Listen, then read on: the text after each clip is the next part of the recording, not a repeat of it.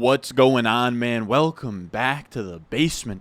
I'm Ron. Another week of football almost in the books. We have 2 games tonight on Monday, but today we have, again, one of my favorite videos we do during the season, my top 10 takeaways, lessons learned, observations from the week we just had of football. This is going to be for week 2. Looking forward to week 3 fantasy football. As always, if you enjoy, leave a like, subscribe. Let's go. Yes, stones, like this froze, ice cold, ice around my body like I'm frozen, she gon' let me. Now, before we get into anything here, our first takeaway doesn't even really have a name. It's just, it feels mandatory at this point that we talk about the Atlanta Falcons offense. They are the talking point of the league. Something different is going on every single week in terms of usage and passing game. So let's talk about these Atlanta Falcons here. There's a couple of positives and a couple negatives is what I'll say here. The positive is that the environment of this passing game is actually not as bad as it was last year. Last week they had 18 pass attempts in a blowout. This week, I don't know if I said last year, but last week we had 18 pass attempts. This week we had 32 pass attempts. The passing attempts per game for the Falcons last year was somewhere around like 24.5. So getting up to 32 this week is nice. They are 22nd in the NFL right now in pass attempts per game. That is absolutely massive. And the reason for that is what we talked about last week, the pace. They are running a lot of plays, which is really, really important. This week they had 78 offensive plays, which was 4th in the NFL this week. They have 63 snaps per game this season, which is 17th in the NFL. Last year they were bottom 6 with under 60 offensive plays per game. So they're running more plays and they're passing the ball more, which is good. And that's why Drake London got right here. Drake London comes out and goes from a 5.9% target share. We said his career, he's been around like 28%. He comes back out, 24.2% target share. What do you know? He goes from 0 PPR points, 18.7. Drake London's going to be fine. Again, though, back-end wide receiver 2 is kind of what we're expecting here for him over the entire season. Now, Kyle Pitts, last week everyone was panicking on Drake London. Now it's Kyle Pitts. Everyone's sort of spooked on Kyle Pitts. And I do get it. Jonnu Smith had a few targets there. It wasn't super fun to watch, but the usage was sort of fine. He played on 35 of 40 passing snaps where he split snaps with Jonnu Smith where they both had around like 55 to 60. That's kind of good, taking Kyle Pitts off the field for run plays, keeping him fresh for pass plays, right? Again, he was out there for 87.5% of the routes ran on this team, which then led to 5 targets, which is usually workable for a tight end. 5 targets will about do, but he only turned into 2 catches for 15 yards. Now, his target per route run in his entire career is 22.5%. That would have put his routes run right 22.5% of those 35 routes would have put him at about 7 to 8 targets. So again, like London last week, sort of underperformed what he's been doing in his entire career. He's a boom bust tight end moving forward, but again, he's running routes. This passing game offense isn't as terrible as some think. I'm not giving up just yet, but he is this like back end tight end 1 boom bust type play where if you somehow have one of these teams with like a Waller or a Hawkinson or a Kelsey or an Andrews, of course you're going to play him over Pitts, but there's really, I don't feel much stronger about like Evan Ingram's and Pat Freiermuth types than Kyle Pitts at this point. I do think better days are ahead, but I know that, that's kind of been the story with Kyle Pitts to this point. Now, again, Bijan Robinson looked like an absolute alien, just an absolute monster across the board. 19 carries, 124 yards. We were saying, he could be one of the legendary running backs this year. And so far, his first 2 games in the NFL, he has over 20 PPR points in both. So we're off to a great start. And that is early in the season where we think that he can sort of completely take over this backfield, push Tyler Algier to the side. And we're sort of seeing the start of that in this game where Bijan got up to 73% of the snaps you can see here from Jacob Gibbs. Above that, 79% of the routes is really good. That's a top 5 number. 60% or better for running backs is really good. So 79% for Bijan this week. Amazing. Still splitting the snaps pretty evenly, though, with 39, or still splitting the touches pretty evenly with 39 touches for Bijan, 34 touches for Algier. But you can just see, like, Algier just way more, or way less effective than Bijan, where Bijan has 19 for 124, Algier 16 for 48. You have Bijan in the passing game 4 for 48 on 5 targets, which is really, really nice. He's actually on pace for 85 catches on the season. Last year, only 2 running backs hit 80-plus catches. It was Eckler, it was CMC, the RB1 and 2 last year. So if he can get to 85 catches and be this efficient and all this usage like Bijan, is going to crush this year. So if you have Bijan, be very excited about that. Now, I wanted to touch on the other side of this game. It was Atlanta versus Green Bay. I hate to say this. You guys know, I come at these franchises all the time. I'm a Jets fan. I haven't had a good quarterback ever. We were supposed to have, the first time I was like, oh man, we have a quarterback who's won an MVP and looks really good. It's Aaron Rodgers, and he comes out here 4 plays in and tears his Achilles. It's insane. There's some teams out there like the Jets where we have no quarterback luck at all, and then there's some teams like the Packers who have had all the way back to like Bart Starr, before my parents were even born, to Brett Favre, to Aaron Rodgers.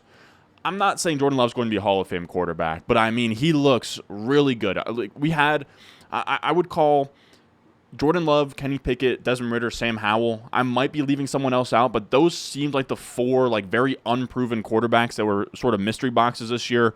And Jordan Love has just absolutely crushed it. Where if we look at his EPA per play, which is just quarterback efficiency just on a per play basis, what are you contributing to winning football games, right? Expected points added. Your points added on a drive, on a play, over what's expected of you. And he's been lights out. He is quarterback 2 in points per game, Jordan Love. He is 4th in quarterback rating on ESPN, 6 touchdowns, 0 interceptions, 1st in EPA per play. On top of that, his tight ends and wide receivers aren't, and like I would call them a bottom 5 to 10 unit, right? We're talking Jaden Reed without Christian Watson. We're talking rookie tight end in Musgrave, Dobbs, Jaden Reed, and like Dontavion Wicks has been out there recently. And somehow with that skill group, he's been really good. Now, his only flaw is he's a 55% completion percentage guy right now. Of course, you want more 60, 65%, but he's pushing the ball downfield with a top 5 ADOT of 9.3. So a lower completion percentage is sort of fine in that area. So Jordan Love, super, super promising. Now, why I have all these arrows here is because our next takeaway is the Broncos are not winning games, but Russ is kind of cooking here. Russ had over 300 passing yards. He had 3 touchdowns, 1 interception. He had 56 rushing yards. I think he's like a top 3 quarterback in points per game so far. The Broncos, after being dead last in points per game, offensive points per game last year, they are 14th. So their offense is at least moving the ball and looking good and scoring points where that was a luxury last year. So that's kind of the positives here. And Russell Wilson here, 6th in EPA per play. So he's actually looking kind of like himself here. Of course, it's not necessarily winning football, but for fantasy football purposes, this is an offense, right? That's all we were kind of looking for last year, is like this offense was so bad, but this is going to be an offense that's going to have some people that are scoring points, which is good. We also have, just in terms of summing up what this offense is, I think Davis Maddock here summed it up great. Marvin Mims had 113 yards and a touchdown, only ran 6 routes. We'll touch on that in the rookie wide receiver report. Mims' routes, they're going to come up. He's behind Brandon Johnson and like Lil Jordan Humphrey right now. He's by far better than those guys. I think that's going to go up very soon. Judy returned. He didn't have a great day, but he ran 36 of 42 routes, 5 targets. Judy should be fine moving forward. And then this backfield was sort of messy, where you had Javonte leading the backfield in carries, you had Pirine leading the backfield in routes and snaps, and you had Jaleel McLaughlin, the 3rd-string running back, scored the only goal line touchdown on his 3 snaps. So super split up. Javonte had the most touches. So things are like a little bit weird with kind of how this backfield looks moving forward. Pirine had more snaps than Javonte, but had like maybe a quarter of the amount of touches. So it seems like when Pirine's in the game, it's not as much to get the ball. It's really just to be more of a utility piece back there. But it does feel like Javonte is sort of getting an edge on this backfield. They played Washington, which is a pretty brutal front to face. So wasn't really expecting much from Javonte anyways, but I do think that better days are ahead for him. And we'll talk about Sam Howell as well, where he also, he didn't blow the doors off like Jordan Love in EPA per play, but like 17th in EPA per play as a quarterback who's like just finally getting his footing in the NFL. He looked all right too, where versus a good Broncos defense, he had a big comeback win here, 299 passing yards, 0 interceptions. Like, after Jordan Love, I would say Sam Howell, of that group of like unproven quarterbacks, like Sam Howell is sort of showing that he can play a little bit here as well. Now, I also want to say, Shaq meme, Brian Robinson, I owe you an apology. I was unfamiliar with your game. Inefficient back coming out of college, Brian Robinson. Then, of course, wasn't efficient last year with the hole, I was about to say hole in the leg, but the bullet wound. But he's very good. He's the RB3 so far in points per game. He had 18 carries, 87 yards, 2 touchdowns, 2 catches for 42 yards. Explosive player. He looked good. He's like this tall, upright runner. Now, that next week you can see Gibson's still in there. He had 3 of 5 snaps inside the 10, 9 of 11 on long down and distance snaps. So that's like good for Gibson. But Gibson's looking like a guy, like this was the game script to start him, right? They get down early, they come back, they have Gibson as their passing down back, and still nothing really came of it. So Gibson to me is like barely a standalone like RB4, but he's still a really good handcuff to own. But his season-long outlook is looking rough. Antonio Gibson, while Brian Robinson is a very firm RB2 rest of the way, if he keeps playing like this. Our third takeaway is the slow start Bengals. We have seen this before, but also maybe we should be a little bit concerned with the calf injury. That's a long takeaway. But when we look here, this is what I sort of dove into, and then I was like, so we have two things going on. We have the calf injury that's really concerning, but we also have the Bengals have started slow in the past. We've looked at Joe Burrow over his entire career, which I thought was very interesting. In weeks 1 and 2, so 8-game sample, right? This is his 4th season in the NFL. He's now had 4 weeks 1 and 2, which would be 8 total games. 17-game pace in those games. About like 3,800 yards, 25 touchdowns, 19 interceptions, 18 points per game in terms of fantasy. EPA per play, which is what we were talking about earlier. 33rd of 39 quarterbacks, completion percentage over expected. So just based on your ADOT and if the receiver is open, what should your completion percentage be? 30th of 39. If we just go from weeks 3 through 18 over his entire career, a 36-game sample, he goes from 3,800 yards to 4,800 yards, 25 touchdowns to 34 touchdowns, 19 interceptions to 11 interceptions. 18 points per game to 23.7 points per game, so like a huge, huge jump. He goes from 33rd in EPA per play to 6th. He goes from 30th in completion percentage over expected to 2nd. So historically speaking, he has always kind of put his best stuff on film in the back half of the season, or even just not in the beginning quarter. So that's reason for optimism here. But it's tough to be like, okay, he's going to get up to speed here if the calf can't go. The calf is what is very, very concerning here, where this is a blurb from, I believe, 4 for 4 by Jeff Mueller. It's a re-injury. He said his projected timeline, he thinks he's going to be back either as soon as next week, Joe Burrow, or all the way to week 5. He said Burrow admitted to reporters that he suffered a re-injury of his prior calf strain, but states he is day-to-day. The Bengals offense got off to a really rough start for the second straight week, but did start to heat up in the second half. So maybe his calf is not limiting him all that much. The hope is that his calf isn't 100%. This does not turn into an Aaron Rodgers type of situation. Something about the Achilles might be best for his long-term prospects if he sits out a week or two to get right. So there's even a concern that he might not play next week, Joe Burrow. This is something that could linger all season. So as much as I would like to tell you guys, like, don't worry about it. If the calf wasn't an issue, I would say the Bengals are good to go, not really a problem. But it seems like in the offseason he took a bunch of weeks off and to get his calf right, and now the calf is flaring up again. And that's really concerning because it can be a nagging injury. It can limit him in some ways. I am still bullish that over an entire season, things are going to be good. From like weeks 7 on, the Bengals offense should be the Bengals offense, but it's going to be kind of a bumpy road to get there. What I will say is I wouldn't do anything irrational with Jahmyr Chase just yet. 29% target share, 20.5% target share in his last 2 games. He's getting volume. He's still Jahmyr Chase. He's still a very talented wide receiver. I wouldn't be panicked just yet. I know that some people are like, Ron, like, do I got to trade Jahmyr Chase? Wherever you have him, you have to hold him.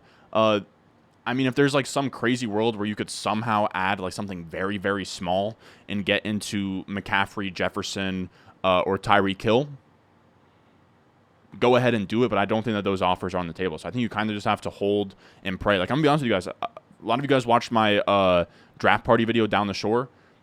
I have a Joe Burrow, Jahmyr Chase stack on that team. It's 0-2, but you're in a spot where you can't really blow things up. You kind of just have to ride it out until things bounce back, unless you can really finesse your way out of that one. Now, I will say as well, on the other side of this game, you have the Ravens, who I wanted to talk about because the Ravens have J.K. Dobbins gone, and you're now kind of dealing with the fallout of what that backfield looks like, and it's not great. 2 low-end RB3s, as Dwayne McFarland says here. Justice Hill had over 54% of the snaps, but 31% of the rush attempts, 58% of the routes, 9% of the targets. Gus Edwards took way to the inside the 5 stuff. That's how he got more fantasy points at 12.2. Gus Edwards more the between the tackles grinder and a guy who's going to get carries on the goal line, whereas Justice Hill is I would call him the 1A, but he's not getting the valuable stuff on the goal line. So he's more of your PPR play, but Lamar Jackson's never going to really support a PPR running back. So things get sort of tough. They're both like shaky RB3s where Gus Edwards, you're hoping for a touchdown. Justice Hill, you're kind of hoping for a big play or some catches there. We also have Rashad Bateman, who had a little bit of a positive here where Odell Beckham got hurt. And Rashad Bateman actually ended up playing the most snaps of any wide receiver in the second half for the Ravens. I'm under the impression that Bateman's kind of been slowly ramping up here as a guy coming off of a little bit of an injury in the offseason where he had the Liz Frank injury last season. So still sort of ramping him back up here, but it's good to see that. I think we have an arrow up on Bateman right now. I wouldn't start him yet, but I do think that better days are ahead for him when it comes to Bateman. Now, our fourth takeaway is two things. Actually, it's one thing. It's Dalvin is cooked. Dalvin is cooked. We were saying this all offseason, and holy shit, man. Oh, my God, dude. He played literally 5 snaps in terms of the rushing game. He had 4 total carries in this game, 7 yards in those carries. By far the worst rush grade. A terrible fumble that just completely threw the game away. Not that the Jets were ever going to really win that game, but Dalvin Cook looked like a liability out there, and he was drafted to be, or not drafted, he was signed to be some sort of boon of stability. I think Dalvin Cook, people love to say, well, Dalvin Cook, they're paying him $7 million. Here's the thing. That was $7 million that they were never going to use, right? Like, it's a different calculation when it's a 1-year deal and you have, you're going into the season with, let's say, $15 million of cap space. What are you doing with that, right? It's not like Kirk Cousins is hitting free agency in weeks 5, right? You're not using that money until the offseason when your cap is going to roll over. So you just have a bunch of money that's sitting around. So that's what the Jets did. They went out, they made a luxury signing to appease their quarterback, Aaron Rodgers, who is now out for the season. Dalvin Cook doesn't have much strings attached to the Jets. That $7 million is already gone. It truly wouldn't shock me if he gets phased out as the year goes on. I could see Izzy Abinaconda coming back into the mix and actually taking some carries between the tackles. Dalvin Cook has looked very bad here. Also pretty annoyed. Honestly, not even for fantasy football, just as a Jets fan, 4 touches for Breece Hall is insane. I get that he played on Monday. He's working through the knee thing, but the game was out of control in the second half. I don't understand why earlier in the game, even if you're not going to give him touches, like just have him run just more snaps. Like they didn't use him much at all. It's not super concerning moving forward because my guess is just that he had a little bit of knee soreness after a Monday game. They wanted to slow play it. It's a game that kind of got out of hand. Would have liked 10 touches. Give the best player on your offense an opportunity to do something, but it just kind of is what it is. I will say this defense is not what it used to be, just in terms of passing game, right? Where like last year, I think that they only had 2 wide receivers go over 100 receiving yards last year. We now have back-to-back games of CeeDee Lamb and Diggs going off. Where in the past we'd be like, oh, we're moving down this wide receiver because he's playing against Sauce Gardner. No more. No more of that, dude. I'm pretty disappointed with the way that Sauce has looked so far. I mean, like, the next-gen stats will say, oh, when Sauce was in coverage, he did whatever. He's looked like nothing special to me so far. So you don't have to shy away from the Jets as a wide receiver matchup. It's really the rushing matchup, where you can see EPA per rush was the 24th percentile. This is by Sumer Sports. And the rushing game is really the only thing I can point at as like a good thing in this game. I think Pollard had I think that there was actually 44 carries for 134 yards on the ground for 3 yards per carry in this game. So the rushing defense was really, really good. I think this year you'll want to shy away from running backs that play on this team. Now you can see on the offensive side of the board with the Jets, EPA per play, 2nd percentile. EPA per drop back, 3rd percentile. EPA per pass, 8th percentile. EPA per rush, 0th percentile. That's supposed to be our strength. And because Breece Hall didn't touch the ball very much, 0th percentile EPA per rush. 0th percentile early down EPA per play. This offense, yes, it went up against one of the best defenses in the league, but it is going to be absolutely brutal for fantasy, especially in the passing game. It's a low-volume offense, 49.5 plays per game at this point. Again, we were excited that the Falcons got over 60 earlier in this video. The Jets had 49.5 plays per game through 2 weeks. It's a low-volume offense. It's a bad offense. Garrett Wilson had a 30% target share. He's going to be a big piece of this offense, Garrett Wilson, and that's exciting. But he's the wide receiver 19 through 2 weeks, despite scoring touchdowns both of those games. So to me, he's a wide receiver 2 moving forward, and he's not the guy you drafted him for, which really sucks. Now, our 5th takeaway, and this is a tough one. Me and you're going to have a little talk here. A guy that I like a ton, and I bet on a ton in Dynasty, in redraft, is Justin Fields. And I think me and you guys have to have a little bit of a chat about Justin Fields here. It's not good. Through 2 weeks, that's not good. He has the lowest average depth of target in the NFL, despite having the 4th highest average time to throw. So he's sitting in the pocket for forever just to either check it down or get sacked. He has been sacked the 2nd most times in the NFL. He has a bottom 5 EPA per play number, a bottom 5 completion percentage over expectation, a bottom 5 PFF pass grade. He has been awful so far. Passing environment is going to be pretty brutal. I will say DJ Moore got home this week. He should have sort of games like that moving forward, but just not a great day for this offense at all. And the thing that really irks me is Luke Getsy. We did this last year. We did this literally last year. He didn't use Justin Fields in the rushing game. Justin Fields right now, this is a stat that I pulled up. He has legit one designed rushing yard. So on plays that are design rushes, not where Justin Fields breaks out of structure and scrambles on a read option or a QB draw or QB power, or one of these more creative plays. You'll see the mobile quarterbacks running. They have legit one design rushing yard for Justin Fields through 2 games this year, whereas last year he had 422 design rushing yards. Luke Getsy did this exact same thing last year. I don't know why I'm coughing all over the place, but weeks 1 and 2 last year, they had 9 design rushing yards, 4.5 design rushing yards per game. Weeks 3 on last year, Fields had 31.8 design rushing yards per game, 413. They did the exact same thing last year. So I think that the rushing's coming, and I think once that comes, Justin Fields will be like a top 5 quarterback again for fantasy. But I will say, this offensive coordinator is doing Justin Fields no favors at all. The scheme is bad. I've seen people that are much smarter than me dissect it, like the QB school and some other places. Luke Getsy's offense is pretty awful, and on top of that, they're not even implementing the rushing stuff. So he's just completely on an island here. What I'll say, I think better days are ahead for Fields in fantasy. I think he's going to rush a lot more than we've seen so far. But in terms of Fields being a future MVP, All-Pro, even top 10 starting quarterback in the NFL, it's getting shakier and shakier as we go on here. The Bears seem squarely in the conversation to potentially get a quarterback in this next draft, and then where Fields goes from there, we don't know. It could be a Trey Lance situation. So it's getting pretty scary for bag holders when it comes to Justin Fields. But at the halfway point here, our 6th takeaway is the world-famous and sponsored by Underdog Fantasy rookie wide receiver report. Make sure we have we have 2 Monday night games on tonight, but the Steelers won at 8:15. There is a free space, a special pick'em on Underdog Fantasy. Pick'em, you guess higher or lower on projections, rushing yards, passing yards, fantasy points, whatever you want. You string them together. I think 2 is like 3x. I think 3 is 6x. You can essentially string together these pick'ems, multiply the money that you put on the pick'em, and have a really nice, fun sweat for these primetime games. And this special, over 0.5 total yards, which pretty much means if Kenny Pickett just plays tonight, he's going to hit that. And I believe even last week when Aaron Rodgers got hurt and he actually got the under on 0.5, I think that they refunded everybody. I could be completely wrong, but I think they did.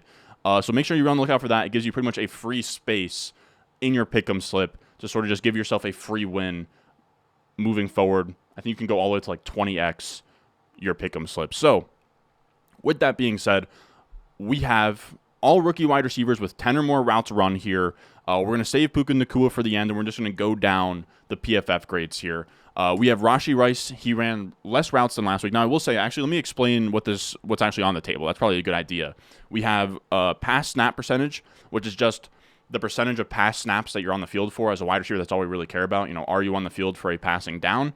Target per route run, so just how many targets are you commanding on a per route basis. Anything over 25% is elite. Anything over 20% is good. Yards per route run, anything over 2 is really, really good. And then PFF grade, anything over 80 is elite. So with that being said, we have Rashee Rice. He ran less routes this week, but he's still looking good on a per route basis, right? 2.72 yards per run, 38.9% target per run. He has the highest targets per run on this entire list. Small sample. But I do like the upside for Rashee Rice. I'm still holding out for him. I think if it's going to come for Rashee Rice, I think it's going to be like after the bye week. It's going to take a little bit to sort of learn this offense. Then you have Marvin Mims. 7.63 yards per run is not going to hold at all. It's unsustainable. But I have to imagine that after 2 targets or 2 catches, 113 yards, and a touchdown, that the routes go up, right? 12% pass snap percentage. I think that that's going to go up. After that, you have Jayden Reed, who is very much a guy in the NFL. Green Bay is sort of weird with their wide receivers. They rotate things, where Romeo Doubs led this team in route percentage this week at 77%. Jayden Reed was out there for about 65% of the routes, but PFF grade over 75 is really good. Yards per route run over 2 is elite. 25% plus target per route run, also elite. So he hits the 3 benchmarks, Jayden Reed. I think that this is sort of, I don't know that those numbers in particular are going to stick, but Jayden Reed's very much a guy who is going to matter in fantasy moving forward, probably sooner rather than later as well. Next up, we have Zay Flowers. Came a little bit back down to earth after a really huge week 1. He had 5 targets, 4 catches, 62 yards. Per route stuff is still elite. 24.2% target per route run, 2.26 yards per route run. All still very good. The PFF grade did come down there. I'm not quite sure why. The only real concern I have for Zay Flowers so far is just that his usage is a little gadgety. He's one of 12 wide receivers with under a 6-yard ADOT right now. You'd like him to be a little bit more downfield than that. After that, you have Tank Dell, who's actually, he's put in some good stuff on here, where he becomes a full-time wide receiver this week. He goes from a 45% snap percentage to an 81%. 20% target per run is what we're looking for. 70-plus PFF grade is fine. 1.51 yards per run, also fine. I don't really know what the upside looks like for a guy like Tank Dell, but I think he could be a nice slot guy in the NFL. 7 catches, 72 yards, and a touchdown this week. Then we have Jordan Addison, slowly creeping up the pass snap percentage. He goes from 67% to 78%. Very soon he's going to be passing KJ Osborne, I believe. 2 really nice games here as well with the touchdowns. Then we have Jalen Hyatt. Snap percentage went down. Not commanding a ton of targets at 10.3%, but 3.07 yards per route run with a 58-yard catch. Really nice. Really good explosive play there from Jalen Hyatt, where he had this bomb from Daniel Jones. I believe it was in the second half that kind of got them back in the game a little bit. I have to assume that his touches are going to go up, especially with how weak these wide receivers are in New York. Then we have Michael Wilson, who got demoted from 91% of the pass snaps to 55%. I think that was more in favor of like your Zach Ertz usage there. There's not going to be enough room in this passing offense for anybody but Zach Ertz or Hollywood Brown, but Michael Wilson's still going to be an NFL wide receiver, which I guess is kind of interesting. Not really, though. You do have Josh Downs. He's getting on the field, but that's about it so far. I think that we're going to see some more from Josh Downs, but at least he's out there for 3/4 of the plays, which is pretty much just whenever they're running 3 wide receiver sets. Then you have Dontavion Wicks, who is next to Jayden Reed on the Packers. Nothing really fantasy relevant here, but he's going to be an NFL wide receiver that runs routes, which I think is worth noting. Then we have the Patriots wide receivers will bundle together. You have Kayshon Boutte, who got completely demoted after the return of Devontae Parker.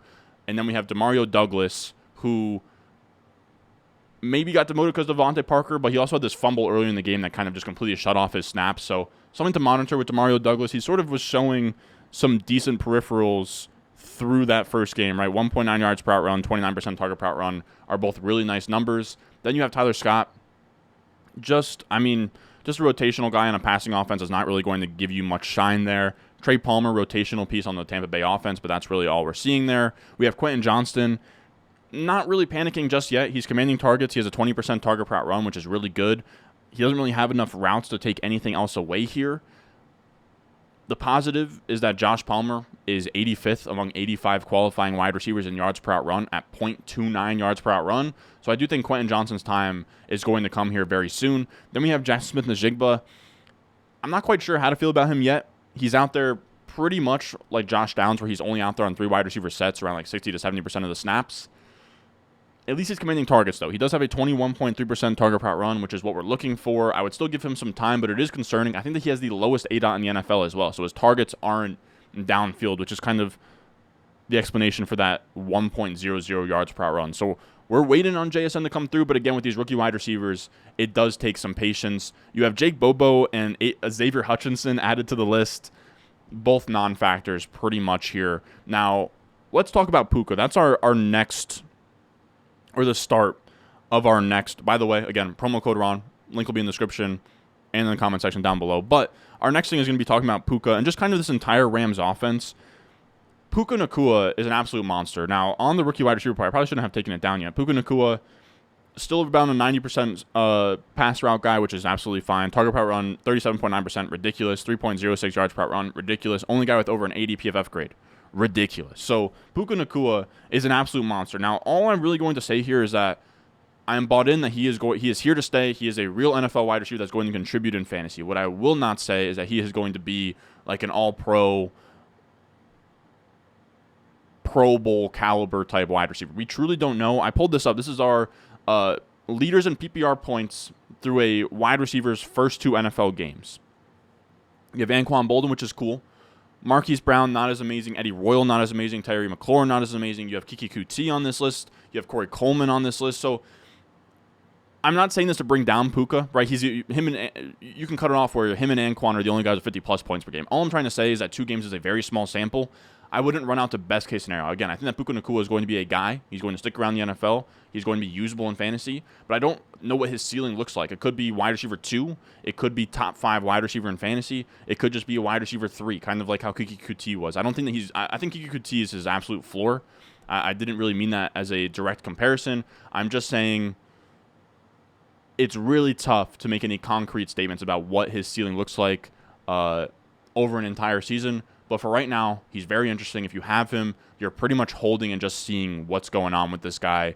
Puka Nacua, this Rams offense is also really, really fun, where it's almost a gold mine here, where Puka Nacua is getting home. On top of that, Tutu Atwell is a guy that you should be looking at on waivers. Wide receiver 14 in usage this week. This is a chart from Coops FB, a.k.a. Cooper, on Twitter.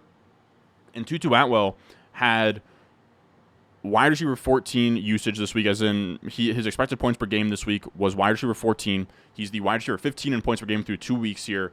He's a flex play moving forward.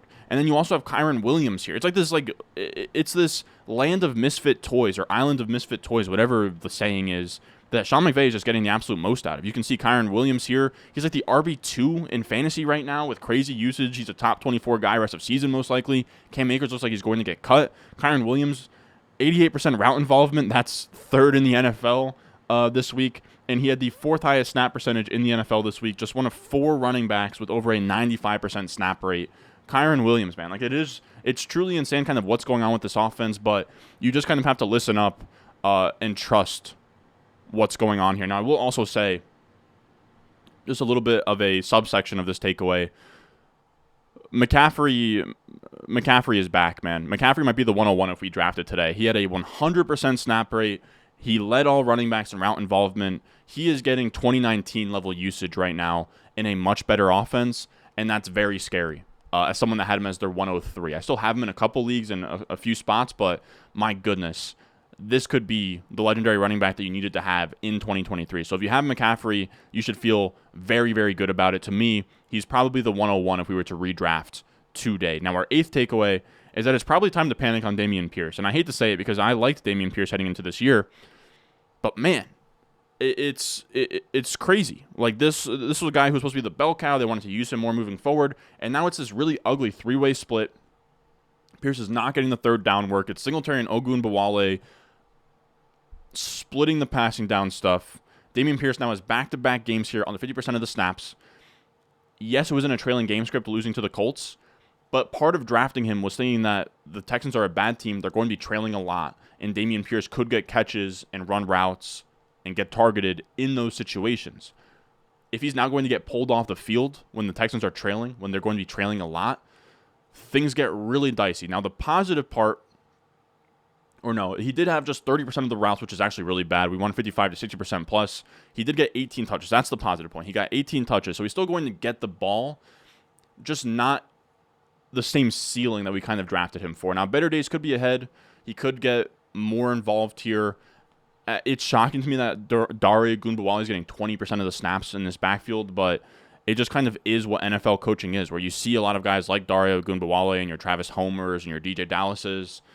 They're just in the mix for the role that they can play. Regardless, maybe Dameon Pierce can still earn that role, but on this bad of an offense, with this bad of an offensive line, you're probably looking at like a dead zone-ish RB2 that's not a super high ceiling guy moving forward, which does suck. Now, I will say on the other side of this game, Zack Moss is an absolute bell cow. Until Jonathan Taylor comes back, Zack Moss is a top 24 play every week. He had 98% of the snaps, all of the long down and distance work, all of the inside the 10 snaps. Zack Moss, the usage is amazing. He was the RB9 in points this week. Zack Moss is going to be a stud until JT comes back. Now we also have, sadly, Kenneth Walker receiving usage false alarm. Or Kenneth Walker false alarm is probably what I'll write here. And it really sucks.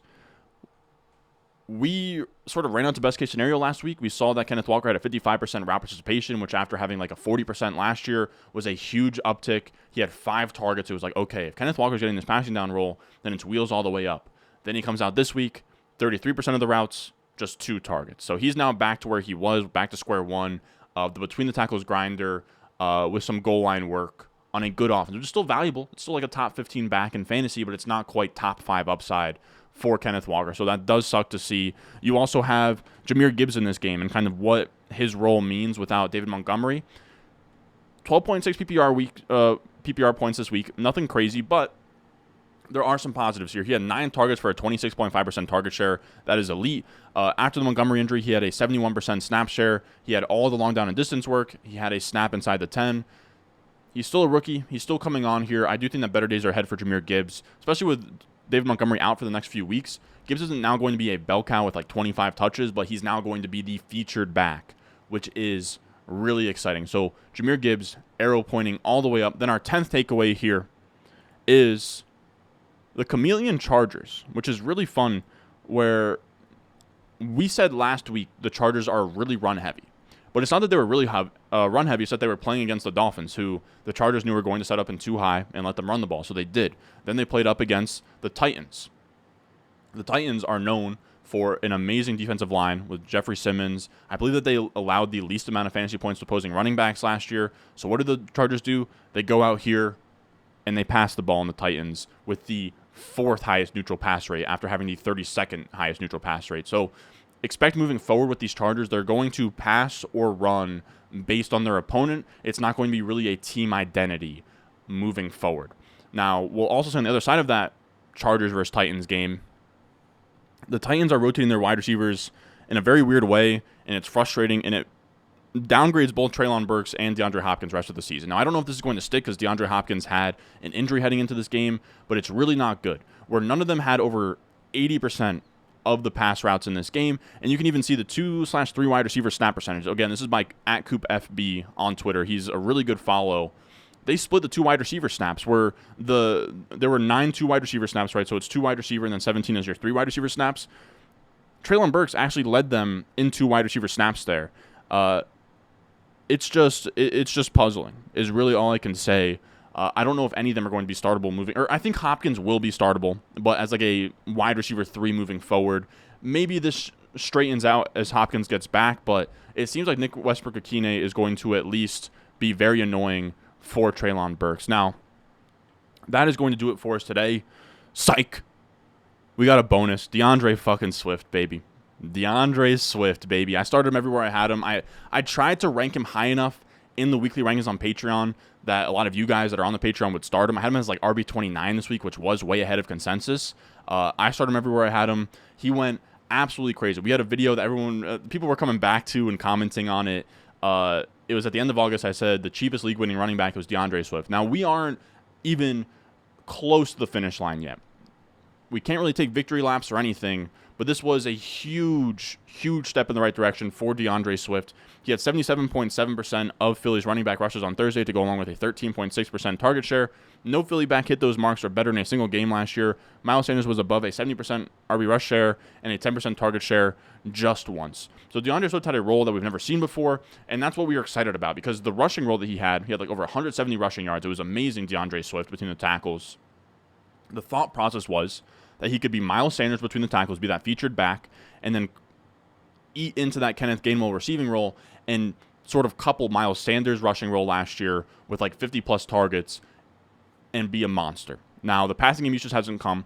Gainwell is going to come back, and he's going to siphon away a lot of that passing usage, but I have to believe that DeAndre Swift has at least earned the featured back role, which is very exciting. He goes from after week 1 where he was no longer startable, and like so I heard some people even like dropped him in some leagues to now a startable RB3 at absolute worst that's going to have the lion's share of the carries in this offense. It just comes down to, can he earn back the targets? And does any alignment of this depth chart stick for more than like 4 games? So that's kind of all that's up in the air here with this Eagles backfield, but this is at least a huge win in the short term for DeAndre Swift. Now, that's going to do it for us today. I hope that you guys enjoyed that. That is our top 10 lessons learned, takeaways, observation show. One of my favorite to do. Compiled the data this morning. Again, I want to get these out earlier, man. It's tough to time it where I have to get certain things finished, and then I'm also looking to PFF for grades and stuff. PFF doesn't drop their grades until like noon. I have to get the rookie wide receiver report done with the PFF grades. We're going to get this up earlier as we go along here. I hate dropping these midday. I'd love to have these out for you guys around like 2 p.m. Eastern. Today it's going to be more like 4 or 5. But regardless, hope you enjoyed. And I will see you guys. Also, make sure you subscribe, leave a like, and I will see you guys in the next one.